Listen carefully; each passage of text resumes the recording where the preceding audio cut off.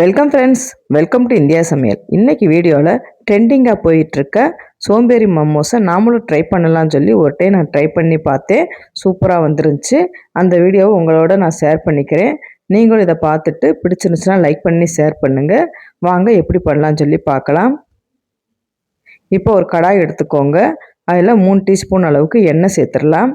எண்ணெய் நல்லா சூடாகட்டும். சூடானதுக்கப்புறமா ஒரு 4 பல் பூண்டை பொடியாக கட் பண்ணி சேர்த்துடலாம்.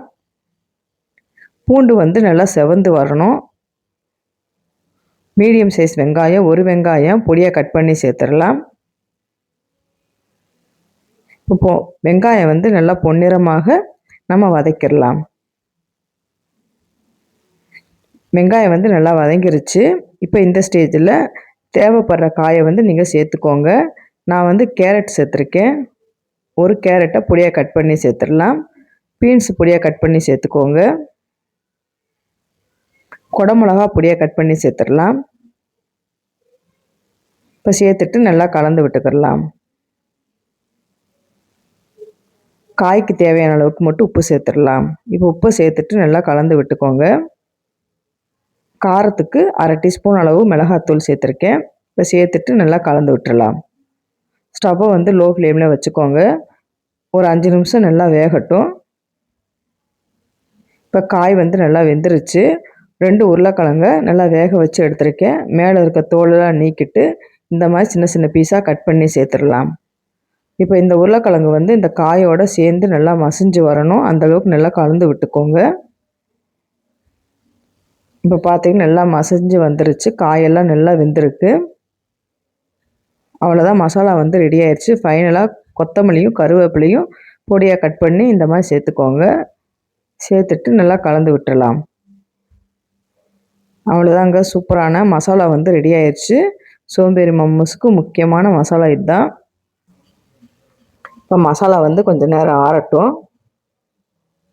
இப்போ ஒரு மிக்சிங் பவுலில் 3 டீஸ்பூன் அளவுக்கு மைதா மாவு ஆட் பண்ணிக்கிடலாம். இப்போ இந்த மைதா மாவு நம்ம பைண்டிங்காக வேண்டி சேர்த்துருக்கோம். அதில் 1/4 டீஸ்பூன் அளவுக்கு உப்பு சேர்த்துக்கோங்க. உப்பு சேர்த்துட்டு நல்லா கலந்து விட்டுக்கிடலாம். கொஞ்சம் கொஞ்சமாக தண்ணி சேர்த்துட்டு ரொம்பவும் லிக்விடாக இருக்கக்கூடாது, ரொம்பவும் கெட்டியாகவும் இருக்கக்கூடாது. நான் உங்களுக்கு கலக்கிட்டு காமிக்கிறேன். இந்த பக்குவத்துக்கு தான் இருக்கணும். இந்த பக்குவத்துக்கு நீங்கள் கரைச்சி எடுத்துக்கோங்க மைதா மாவை. ஒரு தட்டில் கொஞ்சமாக மைதா மாவை இந்த மாவு பரப்பி எடுத்து வச்சுருங்க. இப்போ எல்லாமே ரெடியாக பண்ணி எடுத்து வச்சாச்சு. இப்போ மசாலா பார்த்திங்கன்னா நல்லா ஆறி வந்திருக்கு. கொஞ்சம் கொஞ்சமாக எடுத்து ஒவ்வொரு உருண்டையாக நம்ம செஞ்சு எடுத்து வச்சிடலாம். எனக்கு பார்த்திங்கன்னா கரெக்டாக ஒரு 5 உருண்டை வந்திருக்கு. இந்த மாதிரி ஒவ்வொரு உருண்டையாக செஞ்சு எடுத்து வச்சாச்சு.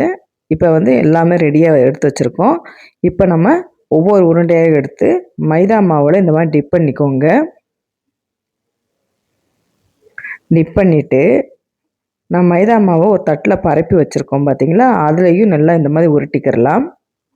எல்லா இடமும் படுறாப்புல இந்த அளவுக்கு நல்லா உருட்டி எடுத்து வச்சுக்கோங்க. இட்லி பாத்திரத்தில் ஒவ்வொன்றா நம்ம எடுத்து வச்சிடலாம். நம்ம இட்லி தட்டில் தான் நம்ம வேக வச்சுக்க போகிறோம். எனக்கு ஒரு 5 உருண்டை வந்துச்சு. இப்போ பார்த்தீங்கன்னா இட்லி தட்டில் ஆல்ரெடி நான் தண்ணி சூடாக இருக்குது. ஒரு 10 நிமிஷம் மட்டும் வேக வச்சு எடுத்துடலாம். இப்போ பார்த்தீங்கன்னா எல்லாம் வெந்துருச்சு. ஆறுனதுக்கப்புறமா நான் எடுத்து காமிக்கிறேன். இப்போ இருக்க பசங்க பார்த்தீங்கன்னா சாஸோட வச்சு சாப்பிட்றதுக்கு தான் ரொம்பவே பிடிக்கும். சூப்பராக ஆறி வந்திருக்கு. உங்களுக்கு நான் பிச்சு காமிக்கிறேன். சூப்பரான சோம்பேறி மம்மூஸ் ரெடி ஆயிடுச்சு. இது சாஸோட வச்சு சாப்பிட்றப்ப டேஸ்ட்டு சூப்பராக இருக்குங்க. நீங்களும் இந்த மாதிரி ட்ரை பண்ணி பாருங்கள். ட்ரை பண்ணி பார்த்துட்டு கமெண்ட் பண்ணுங்கள். உங்களுக்கு இந்த வீடியோ பிடிச்சிருந்துச்சுன்னா லைக் பண்ணுங்கள், ஷேர் பண்ணுங்கள், கமெண்ட் பண்ணுங்கள். உங்களை நான் வேறு அப்படியே சந்திக்கிறேன். பாய். தேங்க்ஸ் ஃபார் வாட்சிங். உங்களுக்கு வேறு ஏதாவது குக்கிங்கில் ஏதாவது டவுட் இருந்தால் கமெண்ட் பாக்ஸில் கமெண்ட் பண்ணலாம். பாய்.